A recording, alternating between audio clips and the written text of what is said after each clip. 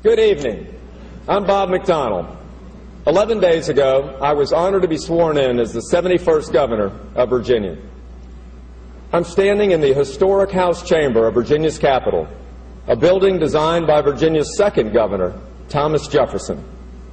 It's not easy to follow the President of the United States, and my 18-year-old twin boys have added pressure to me tonight by giving me exactly 10 minutes to finish before they leave to go watch SportsCenter. I'm joined by fellow Virginians to share a Republican perspective on how to best address the challenges facing our nation today. We were encouraged to hear President Obama speak this evening about the need to create jobs. All Americans should have the opportunity to find and keep meaningful work and the dignity that comes with it.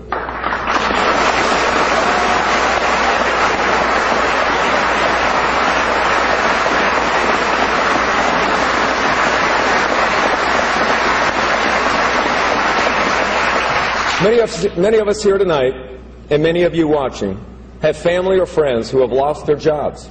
In fact, 1 in 10 Americans is unemployed. That is unacceptable.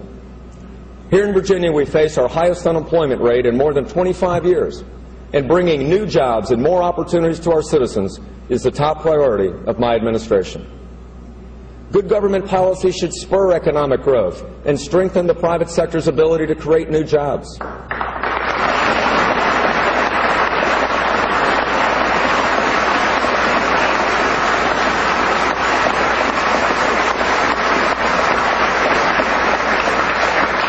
We must enact policies that promote entrepreneurship and innovation so America can better compete with the world. What government should not do is pile on more taxation, regulation, and litigation that kill jobs and hurt the middle class.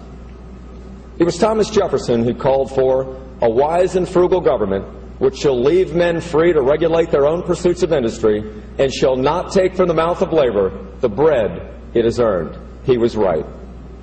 Today, the federal government is simply trying to do too much. Last year, we were told that massive new federal spending would create more jobs immediately and hold unemployment below 8%.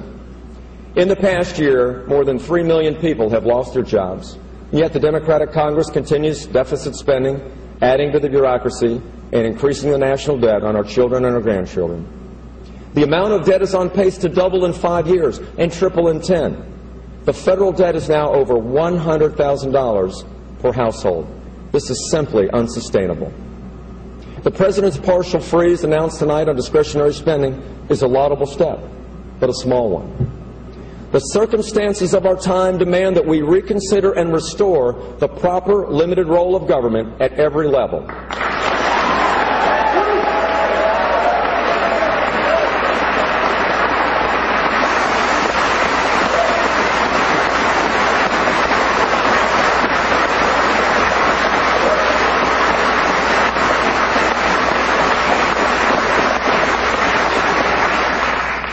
Without reform, the excessive growth of government threatens our very liberty and our prosperity.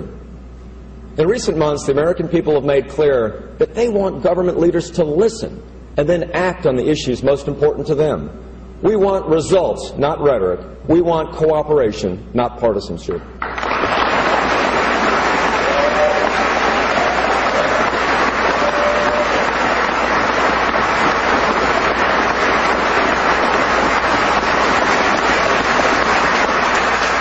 There is much common ground. All Americans agree that we need a health care system that is affordable, accessible, and high quality. But most Americans do not want to turn over the best medical care system in the world to the federal government. Republicans in Congress have offered legislation to reform health care without shifting Medicaid costs to the states, without cutting Medicare, and without raising your taxes. And we will do that by implementing common sense reforms, like letting families and businesses buy health care insurance policies across state lines and ending frivolous lawsuits against doctors and hospitals that drive up the cost of your health care. And our solutions aren't 1,000-page bills that no one has fully read after being crafted behind closed doors with special interests. In fact, many of our proposals are available online at solutions.gop.gov. And we welcome your ideas on Facebook and Twitter. All Americans agree that this nation must become more energy independent and secure. We are blessed here in America with vast natural resources, and we must use them all. Advances in technology can unleash more natural gas, nuclear, wind, coal, alternative energy that will lower your utility bills. Here in Virginia, we have the opportunity to become the first state on the East Coast to explore for and produce oil and natural gas offshore.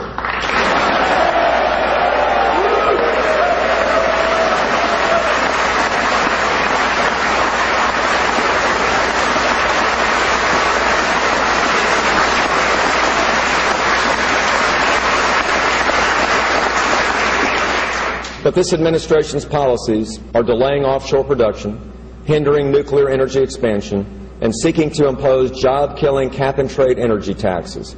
Now is the time to adopt innovative energy policies that create jobs and lower energy prices.